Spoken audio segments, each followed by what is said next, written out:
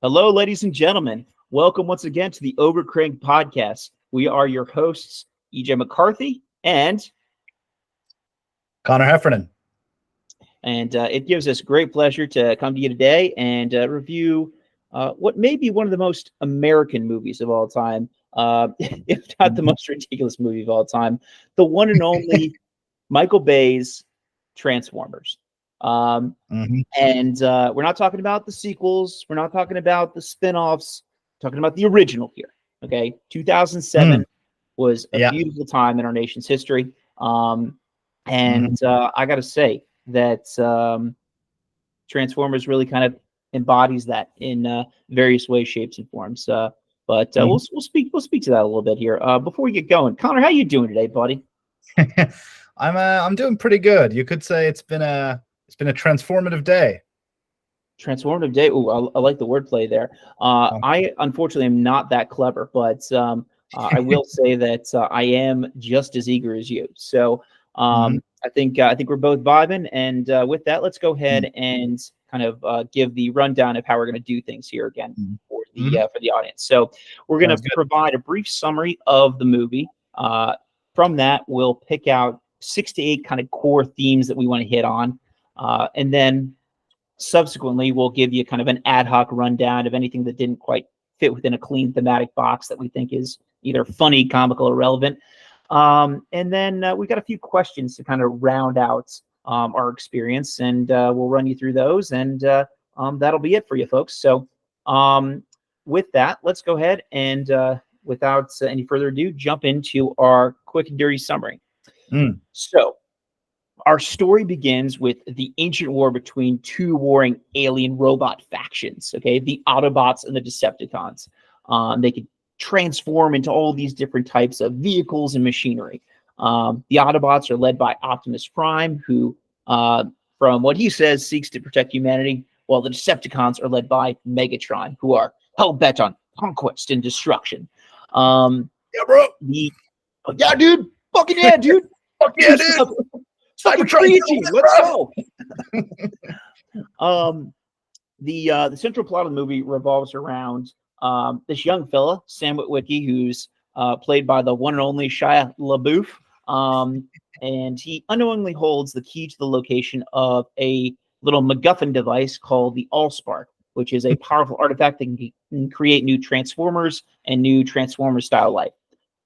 So it just so happens that Sam's great-great-grandfather accidentally discovered Megatron frozen in the ice, and the coordinates to his, or rather to the Allspark, were etched into Sam's great-grandfather's glasses, which are now in Sam's possession.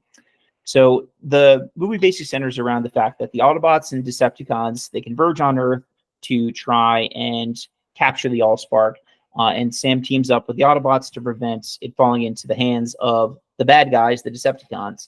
The climax then takes place in a chaotic battle in the middle of a city. I believe it's called Mission City. Mission City. It's really like a weird amalgamation of like LA and New York. Yeah. It's funny how that happens from time to time. I wonder what kind of food's good in Mission City. I bet. Absolutely. Well, although there are a lot of signs for food in it. There was like one for like all beef tacos, I remember, or something, or all beef hamburgers. They like their beef in Mission City. All right. Well, hey, every place has got to have a thing, right? And I guess if beef's your thing, can't be all bad. Yeah. So the Autobots and Decepticons, they battle in Mission City, and the Autobots also team up with U.S. military forces, because that's just kind of how these things go. And eventually Sam manages to destroy Megatron by embedding the Allspark within his chest, seemingly ending his threat or his reign of terror, if you will. The movie wraps up with the surviving Autobots deciding to remain on Earth, while Optimus Prime sends out a message to any remaining Autobots in the galaxy, inviting them to Earth.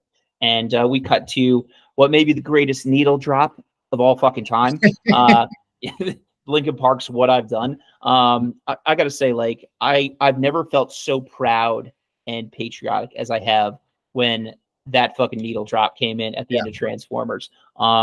And we can circle back around to just how amazing of a moment that was, just not just in our own lives, but in just pop culture history. EJ, there's something to say about that. Like, I mean, this film came out in 2007, basically right before the financial crisis. So, everything was pretty much good.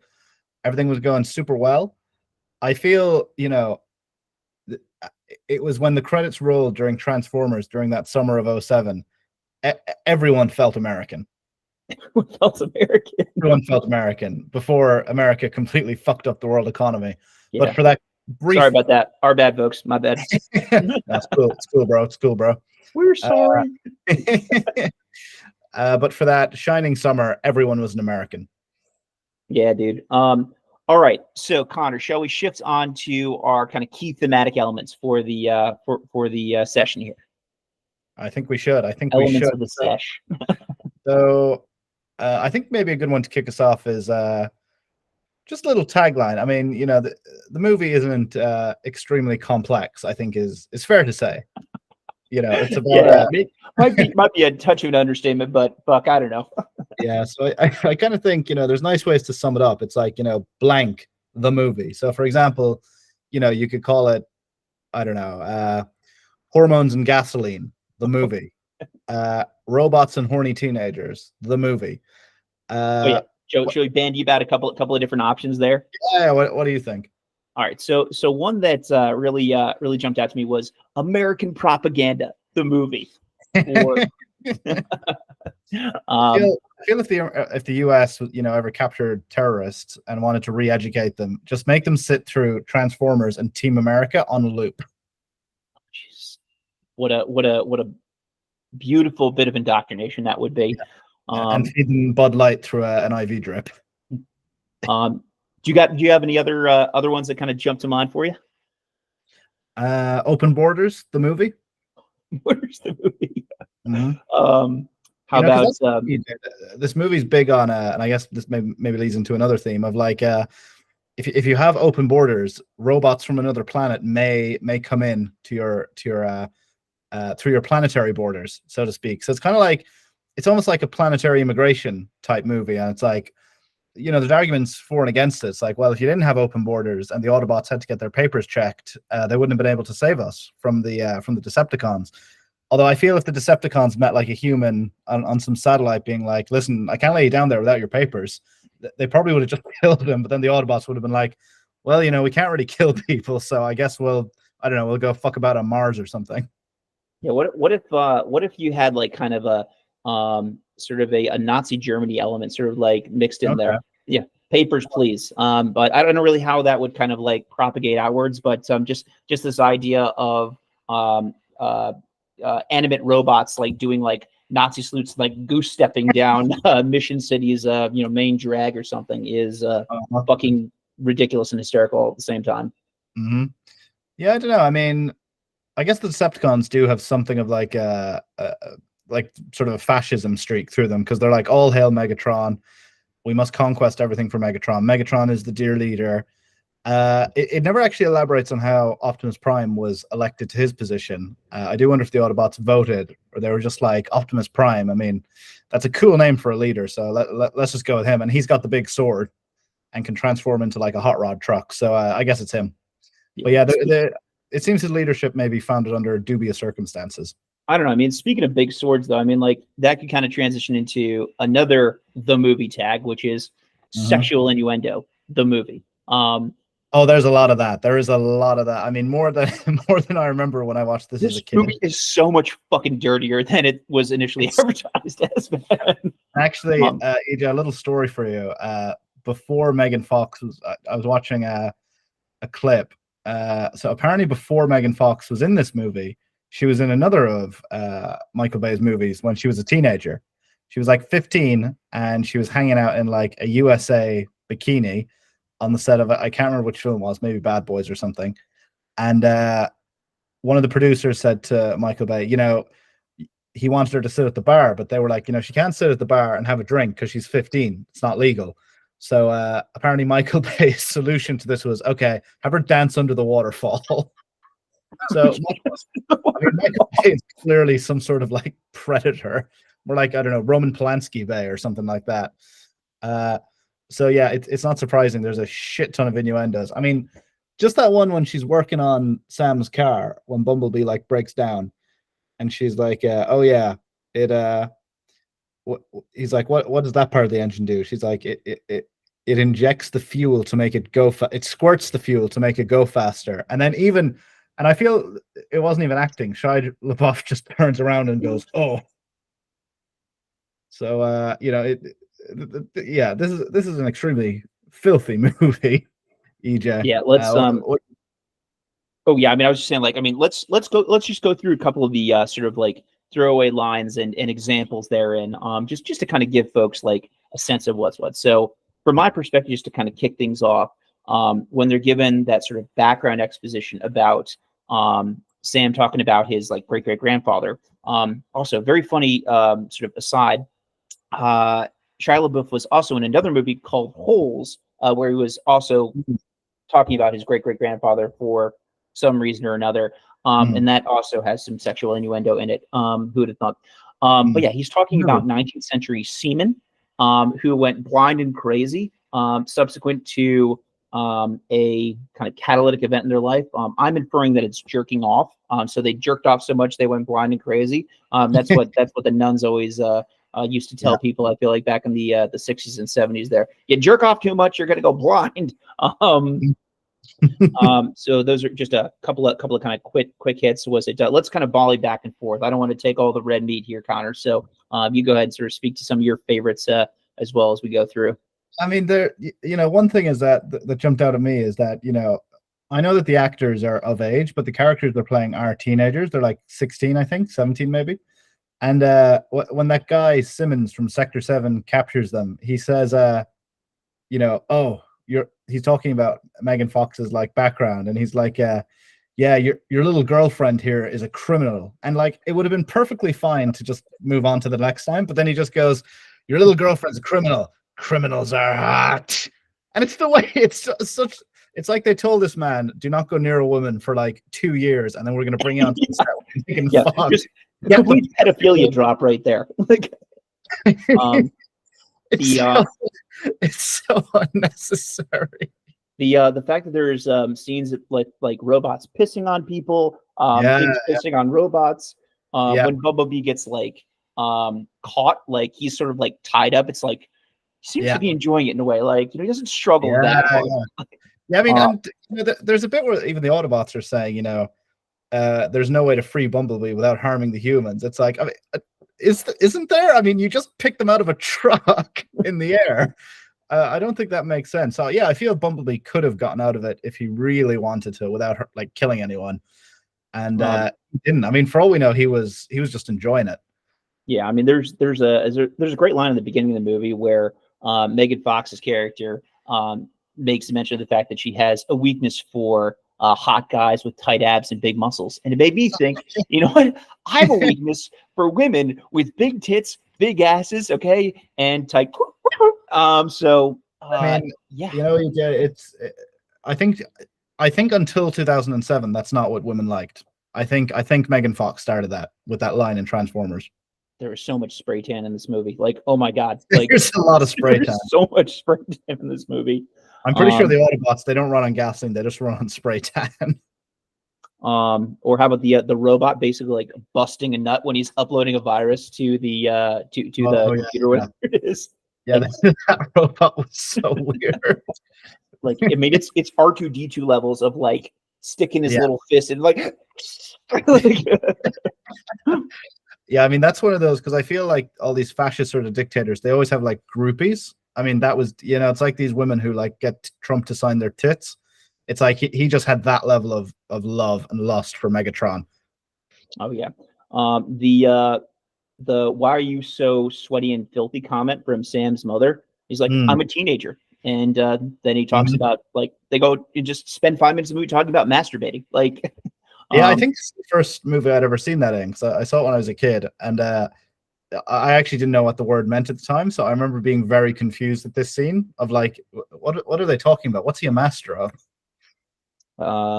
It's a classic sort of, and I don't know, Megan Fox sort of sits there for so long and then eventually stands up. And I feel Sam's parents' reaction in that scene is not how anyone would react outside a Michael Bay movie. Like, if you heard your son in his room talking to someone, and then you realize, oh, he's talking to like a girl, you would probably just say, "Oh, nice to meet you," and close the door. But like, his mother just goes, "Wow, you are very pretty," and his dad literally gives him a fist bump. He's like, "Fuck yes, son."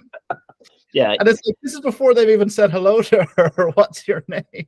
yeah. Clearly, Sam's dad is not getting laid on the regular. Like there is an aggressive lack. He's living vicariously through his fucking nerdy incel son. On this one for sure. And that's why he's very concerned about his lawn. Because I mean, there are so many lines in this movie about get off my fucking lawn. It's like, get off the lawn. Why are you on my lawn? Yeah, talking about was it "Don't Touch My Bush"? Don't touch my bush. It's clearly a euphemism. Towards the end of the movie, there's a comment about Optimus Prime says to Sam, "If I can't beat him, you have to push the cube into my chest." When I heard chest, I just heard butthole. Like it's like you have to push the cube into my butthole. And at the end of this day, one shall stand and one shall fall. Well, to be fair, we never actually know how they get rid of waste, so it's possible that their chest is their butthole. And he's, the Allspark. I mean, is the Allspark essentially just the galactic butt plug? Well, I mean, they do have a scene where the robot is like pissing, so like it like lets out its sort of oil juice. So maybe it's like a bird where it like has kind of its solid liquid waste kind of all going out the same hole. Like maybe it's like a cloaca or something like that. Maybe. So maybe I mean, maybe that's what killed Megatron. He just had the greatest jizz of all time. And I mean, there's just kind of another throwaway nugget here. The fact that you had like John Voight, like deliverance guy in this movie, Mr. Uber conservative, was it? I want to use that as kind of an opportunity to transition into one of your other kind of like key thematic topics here, Connor. I'll go ahead and flip the script back to you here. Okay, well, I think if there was I feel the Transformers would be very good for modern America in 2024 because I think they would really unite the Democrats and the Republicans, because what unites people better than like an alien invasion, number one, but number two, they would all be united in their particular hatred. So for example, the right would hate them because they're essentially all immigrants crossing the border illegally. In fact, I like the idea that, Bumblebee probably watched when he was learning English through the world's media. He probably saw like some whack job Fox News segment about how illegal aliens crossing into America get free healthcare, and he's like, "Oh well, my voice is fucked. Maybe these American doctors can help me out." So, and then I think the left would obviously that's going to be about $10,000, sir. Like we're happy to help you. We're happy to save you, but it's going to cost a shit ton of money. Yeah. But then, of course, I feel the left would actually hate them as much, but for a different reason. The left would hate them because obviously these guys are going to be massive polluters. Like these guys are going to do climate change times 10. I mean, that's probably what killed Cybertron.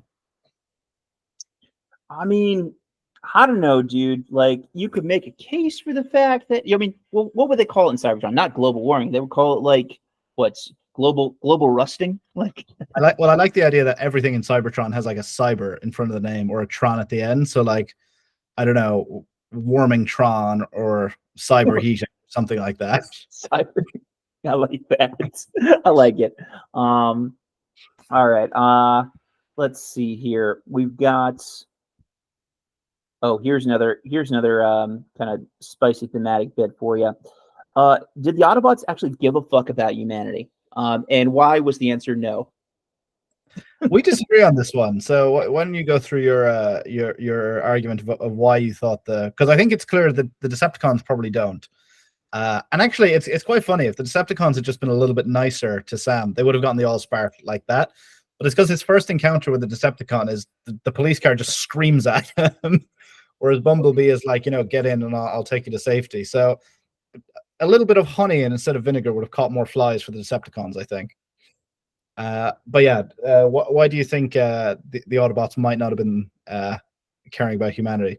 All right, so first and foremost, there's a scene kind of in the big Mission City battle where there's a chopper that just gets murked by one of the Decepticons, and it's like doing its little spinny spin down, and passes like right by Optimus Prime. He was just kind of like fucking watches it, and he's like, I can imagine there's just like a little smile of glee on his face. It's like, die, puny humans, die. We basically said fuck it to the dying chopper guys. And so that's one kind of point that I'll sort of highlight therein.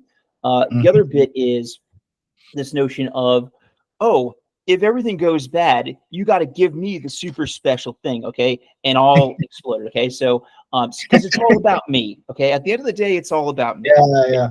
All right, so maybe it's not that he didn't give a fuck about humanity. It's just that he gave way more of a fuck about himself, okay, than he actually was letting on. So maybe I'll have to amend that take a little bit. Yeah, I think that's an interesting take. I mean, I think there's definitely you could make the case that, and to be fair, I don't think this is completely insane, that you could have the case that these super advanced aliens who can transform into like technology and all these sorts of things, I mean, they're not going to give two shits about us. So it's possible that neither Decepticons or Autobots cared. It's just their approaches to getting it were different. It was like there was a honey vinegar type approach. Oh yeah. Also, when the dude he refers to as his first lieutenant, Jazz, okay, gets like ripped in half. He has, and he's like, sorry, we couldn't revive him. Like, you think he's in fucking pieces? But what I don't understand is the robots, they're just very human weaknesses. It's like, it's like he got ripped in half. It's like, okay, well, if that happened to a human, it's because their blood would like leak out. But how would that kill a robot exactly? Yeah, but then like at the end of the day, he's like, oh no, it's what he would have wanted, like for us to honor his sacrifice. I'm like, no, he would have wanted to be not fucking torn into 3 fucking pieces, man. Yeah. And I mean, he also, I feel as well, Optimus moved on very quickly from Jazz's death. These are probably like, brothers in arms, proper, like been through some shit together. Like, we served in Nam together, Cyber Nam. Cyber Nam. And, he's just taken apart, and it's like, we lost a comrade, but we gained new ones. It's like, okay, but your new ones are like humans who are like useless. And like, this guy was a transformer. I mean, surely in the terms of military conflict, a transformer is worth like 1,000 humans. I mean, I love that. I love that Cyber Nam. All right. You got another kind of direction you want to take us in here, Con Man? Yeah, I mean, I guess,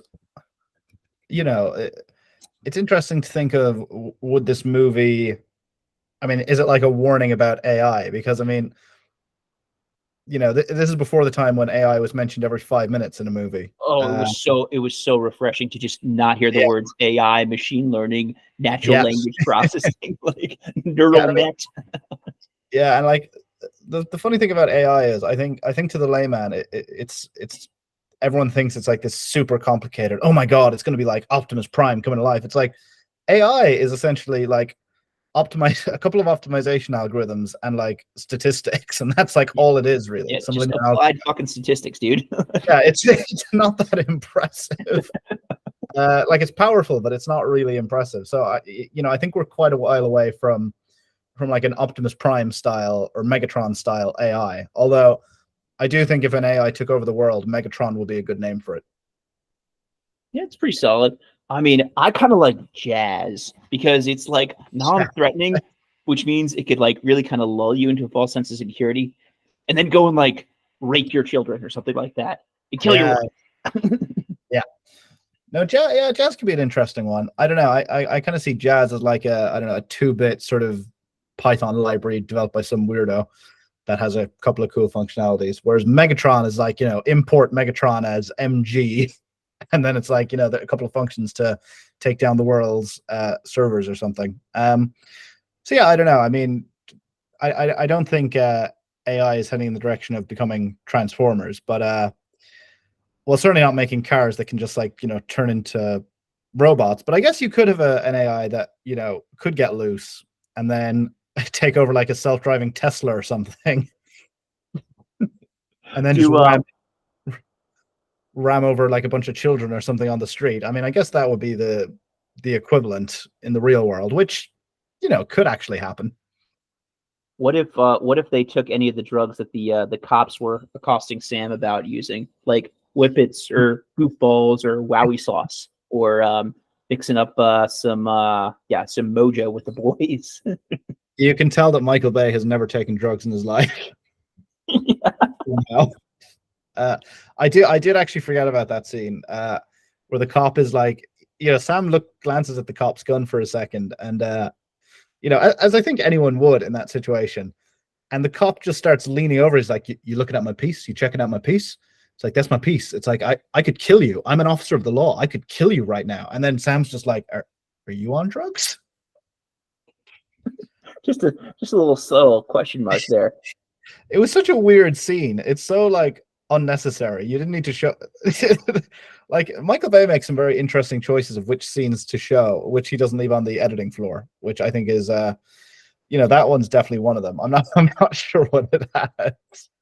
Yeah, or the was it there's about 7 minutes of footage of just like cars driving through the desert, like kind of smash cut together with like a few other little montagey bits. I'm like, Yeah. Okay, I get it, but also like maybe more robots murdering each other and less like Chevy advertisement. I mean, that could be another like the movie thing to consider, advertising the movie. That's another angle to maybe take with it. Advertising the movie. Also, I think that we mentioned the great Michael Bay. I mean, the one and only Michael Genius. Bay. True genius. And I think we gotta highlight the fact that he's both very hands-on, but also very hands-off, in the sense that what he wants in the movie, a lot of fucking explosions, a lot of fan service, and we love him for it. Yeah. What he doesn't want is to actually direct that movie in any way that's really deeply coherent. Yeah, I think the no direction approach is actually led to the best direction. There's no character development through the course of the movie. There's unearned like kinship and friendship between like these discrete characters that up until the final Mission City battle, like had never interacted with each other before. And I think the movie is just better for it, because it kind of leaves you guessing a little bit as an audience member, being like, what the fuck is going on here? Yeah, I mean, it's never a Michael Bay movie is never one you want to try and put too many logical things along with. But there's the bit about that guy comes in, Lennox, the military guy, and he immediately just takes Sam's side and is like, "Take the kid to his car, take him to his fucking car." And it's like there's no real context to that or anything. He just immediately knows who's the good guy. Yeah, I mean, there's a lot of a bit like that of like a lot of the things just seem to go nowhere. Another thing is that I noticed, I'm not sure. I'd love to know more about the Anthony Anderson character, the sort of hacker or the blacker. So good. Yeah, and the way he eats the plate of he's just for me, it's just brilliant writing. But again, his story arc kind of goes nowhere, and neither does the Australian hacker lady. For some reason, is Australian. Like I thought that was strange when I watched this movie. That every single character is American and very American, I might add, except for this one Australian lady who's just extremely Australian. And she kind of strikes me as not really being Australian. It's like an American doing an Australian accent. Like, I feel the actress just showed up on set one day and said, "Michael, I just want to do an Australian accent today." And he was like, "Yeah, cool. Love it." Give the actors what they need and get the fuck out of the way. By the way, speaking of Anthony Anderson, was it props to him on rocking all the vintage Redskins gear, or at least now vintage Redskins gear. Got that Redskins lanyard, got that Clinton Portis jersey. What up, CP26? Please like and subscribe if you watch this channel. That would be awesome. We'd love to have you on. Anyways, that's my little humble Washington Redskins / Washington football team / Washington Commanders plug right there. Nice. But yeah, sorry, didn't mean to sort of sidetrack us too much here. I think let's see, we talked about Autobots not giving a fuck about humanity. I think that there's do you have any others that you want to hit on? Because I got one sort of final one to kind of wrap us up. I think yeah. No, I don't. As in round us up and let's Okay. Yeah, so my final kind of thematic bit that I really want to hit on is this actually wasn't like, here's the thought. This actually wasn't a movie at all, okay? there were no robots at all in it. Okay, it was just a teenage nerd's wet dream. Okay, which is why I think we need to consider fan service the movie as the Okay. real kind of crowning the movie achievement there. And so, I mean, Uh-huh. what kind of movie would you have the key players in government scream out when the terrorists are attacking us? They scream out, "We need a senior analyst." Direct line from the movie right there. Okay, no Yeah. other movie has called for a senior analyst. Okay, to Yeah. rectify the issue in the moment. Um, Yeah. and I Especially in gotta like the say, Pentagon. what? Especially in the Pentagon, where you think it'd be like, we need an admiral or we need a general. It's like, no, we need a senior analyst, We need a fucking senior analyst, dude. not a managing analyst, because that's too much for a nerd to aspire to. But a senior analyst is, you just get there with a few years. Like, Yeah, I think that's.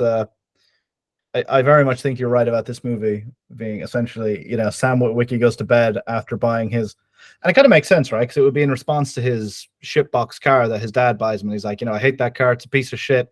Goes to sleep and dreams about what if the car was like actually the most special car in the world. And his crush is there. They have some what if times. the car was alive and I could fuck a hot chick on top of the car while the car was also alive? Yeah, exactly. So yeah, I think Teenage Boy's Wet Dream is probably a good a good description of this movie. Also, Yeah, Sam's parents are clearly a bit awkward, okay? But are they dicks? Like, I feel like Sam's dad, bit of a dick. Like, doesn't maybe mean to be a dick, but he's a dick. Like, the kind of prank he pulls on him when they're like driving through the little porch parking lot and all, kind of a dick move. Like, yeah. tripping. I actually, that's one thing I do remember from when I saw this film with my mom in 2007.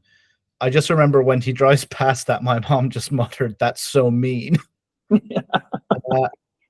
Yeah, I mean, Sam's dad is a bit of a dick, but at the same time, you got to keep in mind that he did cough up $2,000 and teach his son responsibility for putting in his own $2,000, which he had to raise, and getting 3 A's. So I think what I would say about Sam's dad is tough but fair.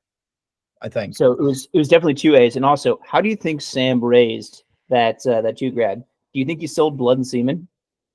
I don't know, right? Because it's kind of interesting. He's clearly not selling anything on eBay to the point he has to bring in this stuff, which for all intents and purposes seems pretty cool gear. I mean, if you went on eBay, you probably could sell some Arctic gear for like a couple of bucks. So how did Sam make that $2,000? Maybe like just trading like copies of Busty Beauties that his Uncle Charles gave him. Yeah, but I feel Sam's copies would be very sticky with a bunch of pages glued together. I don't think anyone. They're vintage. They're vintage, Connor. They're vintage. I don't know. I mean, the question is, how does an awkward man like that make money? I mean, there's that scene he pulls up to the pool party, and it's like, "What are you doing here, nerd?" It's like, "We're here to climb this tree." It's like, so he's clearly quick-witted, bit dorky, bit nerdy. How does he at age of 16 make $2,000? He's a terrible fucking friend, though. He is a terrible fucking friend. Like, he's a pretty bad friend. Yeah, the way he treats his buddy Miles, like, what a fucking asshole. Just like throws him out of the fucking car, like, yo, I gotta go try and hit on this skanky chick that's I've never spoken to before, but I clearly just lust after. You got to get the fuck out of the car. Yeah, and that's clearly in the middle of nowhere as well. Yeah, we're by this like private lake that neither of them have been to before from the way they kind of set up the scene. So I need you to get out of my car. Yeah, he is a pretty terrible friend. I mean, if he's such a terrible friend, maybe he took advantage of this guy, and maybe that's how he got the money. Actually, that's not a bad shout. Maybe he sold drugs. Maybe he sold some goofballs and whoopsie powder, whatever the fuck it was. To be fair, Shia LaBeouf's character does seem like a bit of a drug dealer in this movie. He's clearly hopped up like all the time. I mean, he's got some drugs even for a little dog at one point. So yeah, I mean, maybe it was just drugs and then he got caught or something. Could be. All right. Shall we kind of shift gears into ad hoc corner, where we're just going to kind of go down and speak to any sort of observations, things that really didn't kind of fit within a deeper thematic rift or anything like that. Sounds good. So yeah, executive produced by Steven Spielberg. I mean, so Spielberg gotta love the fact that he's a part of as many shitty movies as he is really good movies. He just diversifies his portfolio. Then he's not actually a brilliant director. Just diversifies that portfolio. Gotta love that S&P 500 vibe there. I love the idea. I'd love to have this is the first thing I would do with a time machine, which is why I'll never have a time machine. If I had a time machine, I would go back in time to when he was making Schindler's List, and then to show him a clip of Transformers and go, like, this is the kind of shit you'll be making in the future. Actually, it's pretty fire right there. Pretty fire. Okay, we are searching for Anne Frank. We are searching for the Allspark. Jesus Christ. My, how the mighty have fallen. Or how his fortunes have turned for the better. Who knows? Then we got Bernie Mac. Bernie Mac, a fucking stud in this movie. Okay, he's there for like 5 minutes. And he's just cooking with gasoline the entire time. That man is a salesman. That man deserves his own spin-off. Like the way he makes the customers feel like family. It's just the way he puts his arm around Sam. It's just like, there's nothing more special than the bond between a boy and his first car. And it's like, and I feel that the driver doesn't choose the car.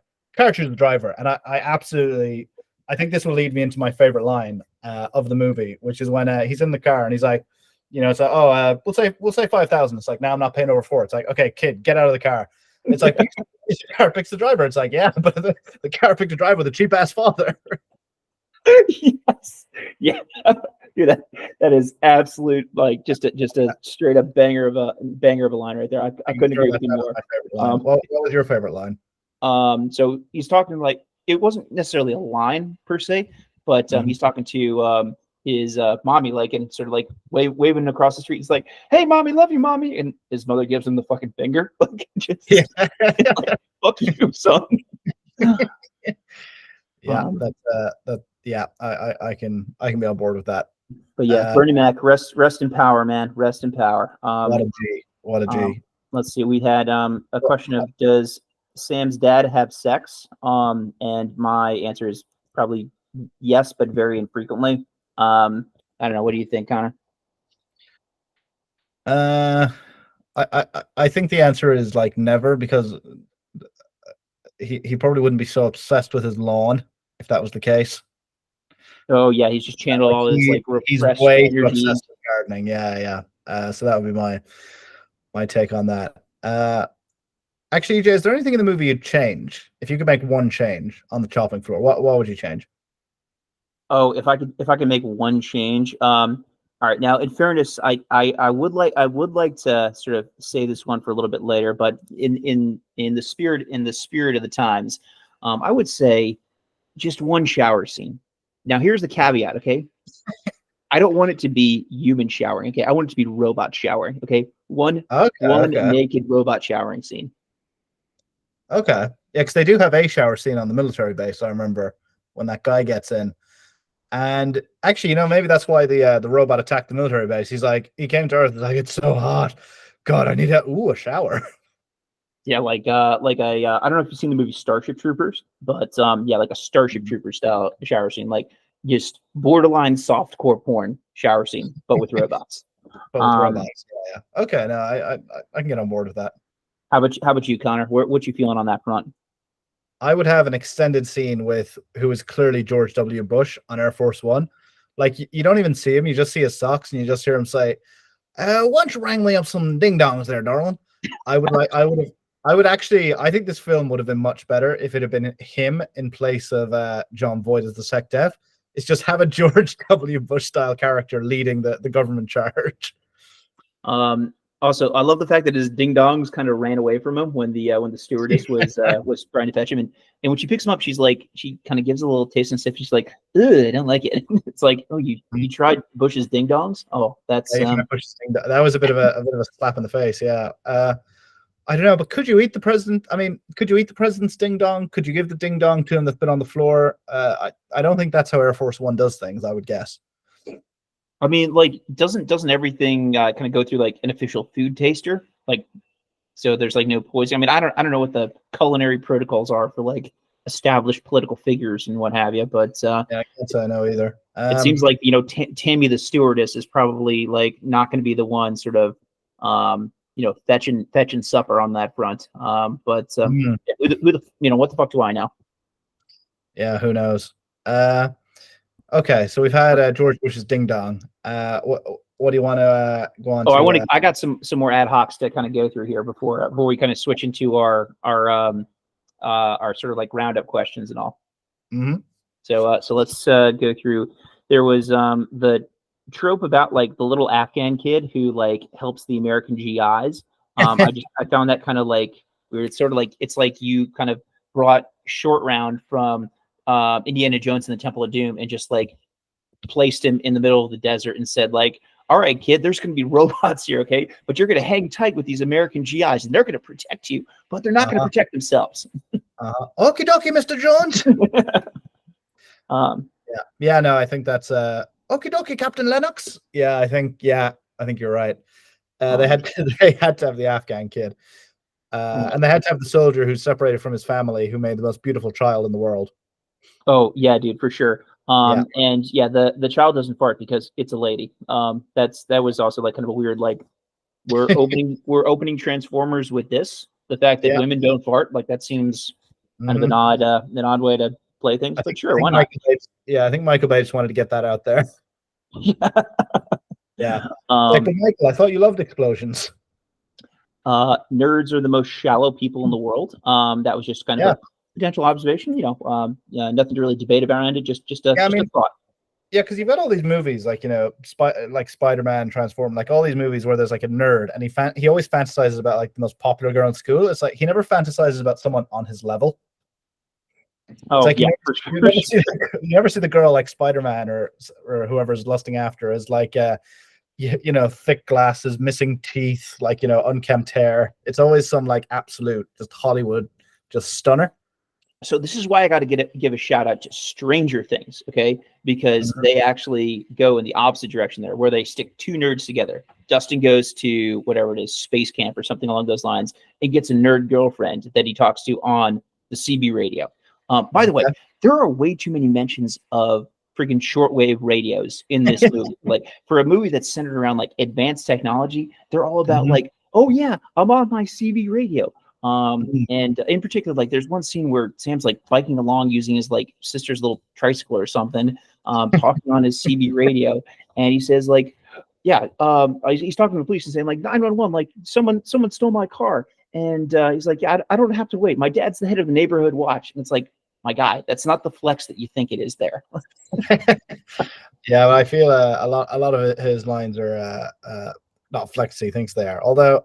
You got to hand it to Michael Bay. He did have that the classic Michael Bay, and this is actually mentioned in the Family Guy parody of Michael Bay movies, which is basically a parody of Transformers, where it's like the line I said at the beginning of the movie has now taken on new meaning after all the trials and tribulations of this movie, which is the Wiki family slogan of "No sacrifice, no victory," which I feel they definitely didn't come up with that. That is so unoriginal.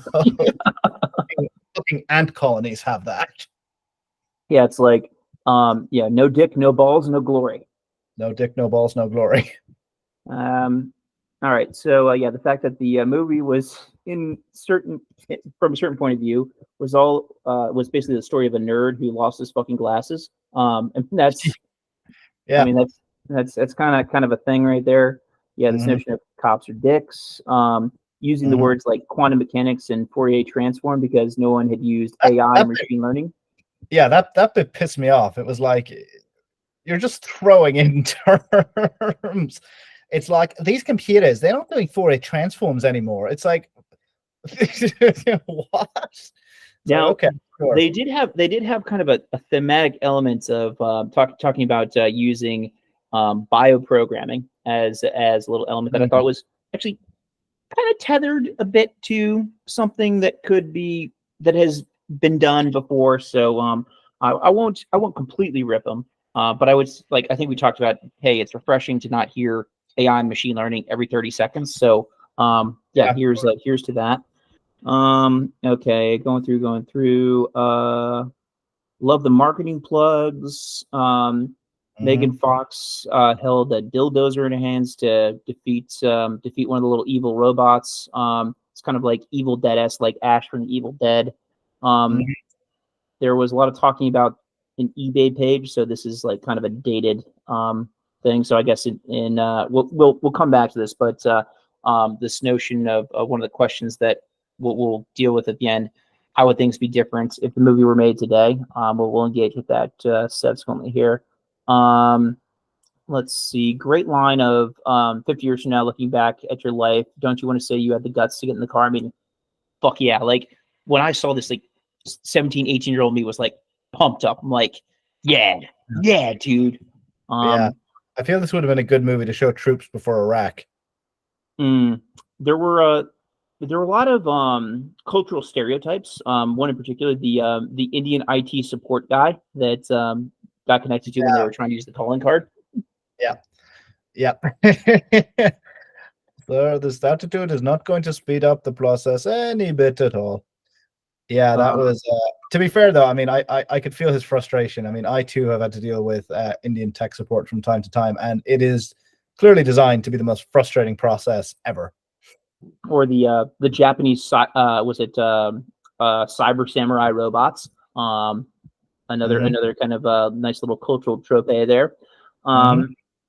Oh, the landing Autobot asteroids. Like, okay, we've all seen Armageddon. And by the way, gotta love Michael Bay because he gives a shout out to one of his previous movies in this thing, talking about how much cooler that was when the asteroids landed in this movie than in Armageddon.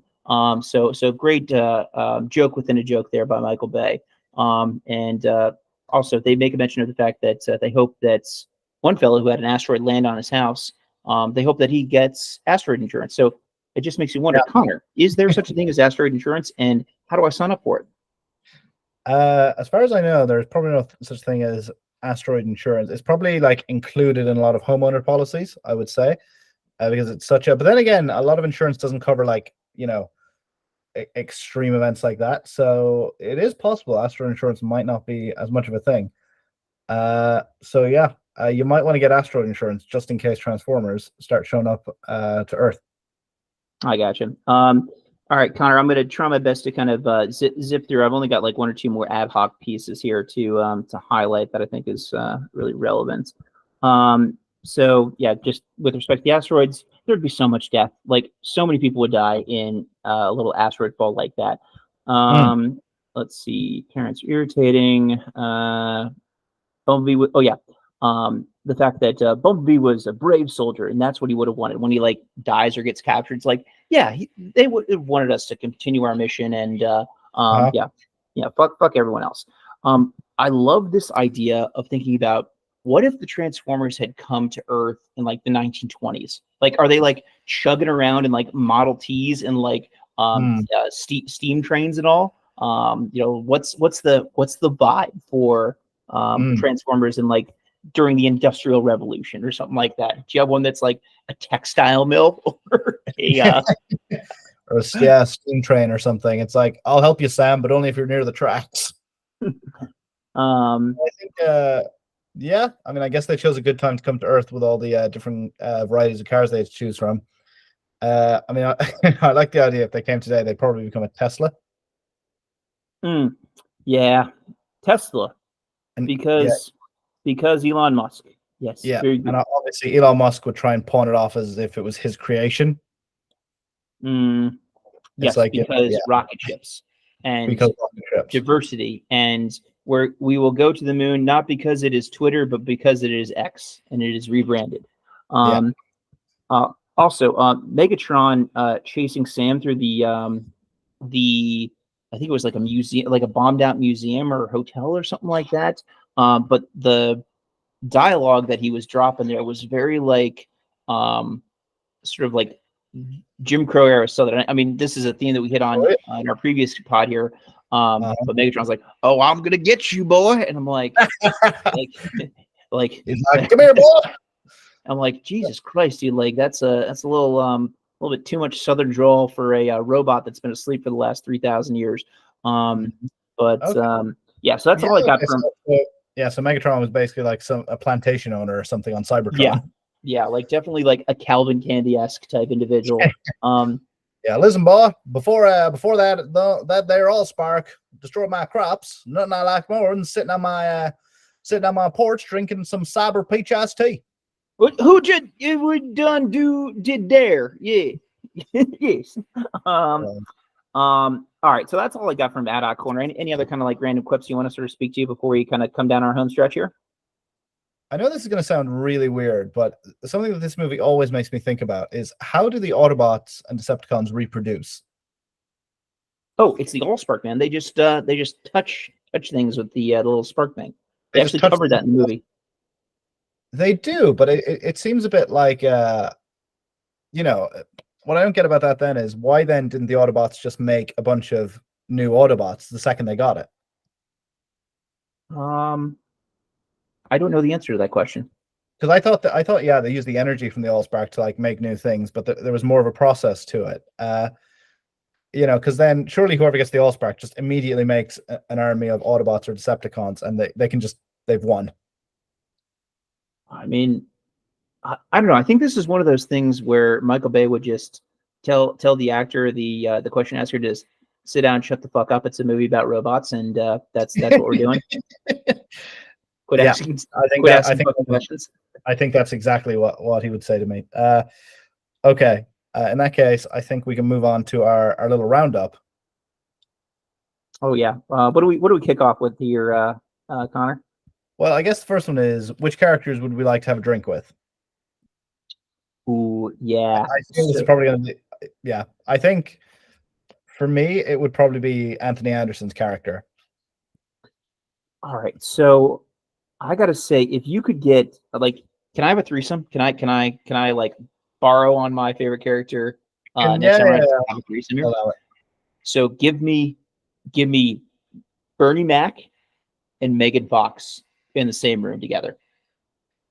Okay. Like you got Bernie Mac commenting on Megan Fox's appearance for the first 30 to 45 minutes, making it so awkward that Megan Fox is like, all right, I'm out. I can't do this anymore. Okay. And then it's just me and Bernie yakking it up for the rest of the day. We might break out the cognac. Okay. We might light up a couple of stogies or something along those lines. I mean, we would have ourselves a banger of a night. To be fair, I think if it hadn't been for his untimely death, you could have done the most amazing spin-off with him and Anthony Anderson's character. Oh God, yes. I mean, I would sign me up to all of the subscriptions, Amazon Prime, Netflix, whoever's producing that. Okay, take all my money. Okay, because I'm there for you. Mm-hmm. Maybe they'll hologram it. Maybe they'll do one of those like, we'll hologram you back to life type deals. Yeah. Okay. Who would you dick or fanny punch in this movie? Which character do you not like? I gotta go Sam. Like if he had any balls, I'd punch, or if he had a dick, I'd punch him in the dick. But I don't know. I mean, you might just be like Ken the Barbie doll. You might just be smooth down there. So but yeah, I feel like Sam needs a good punch in the dick just to kind of get him fired up a little bit. Yeah. I think you're not going to like my choice of who I don't like. I really don't like Jazz. You know what, Jazz? Oh, I was so happy he was killed. He was so annoying. He was just like, yeah, this looks like a cool place to kick it. It's like, shut up. You're a fucking robot from outer space. Just talk like a robot from outer space. But aren't you happy that he got ripped into like a bajillion pieces at the end? Like, yeah, he's like, you want a piece of me? You want a piece of me? It's like, I'll take two. Were you having some of Connor's happy time when Jazz was ripped apart?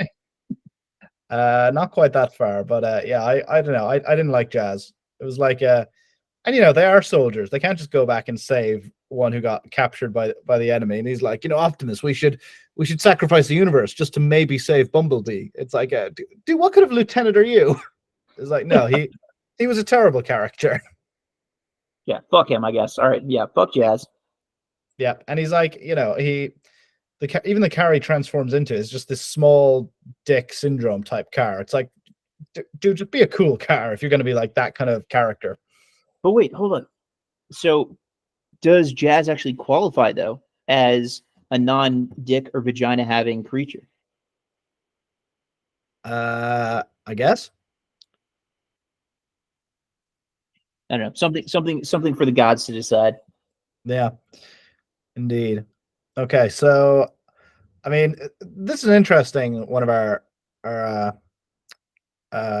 points to come back to, because there's obviously been, since this movie came out 17 years ago, there have been a billion sequels, prequels, everything. But I'm pretty, I mean, I haven't seen all of them, but I'm pretty confident they all follow the same formula.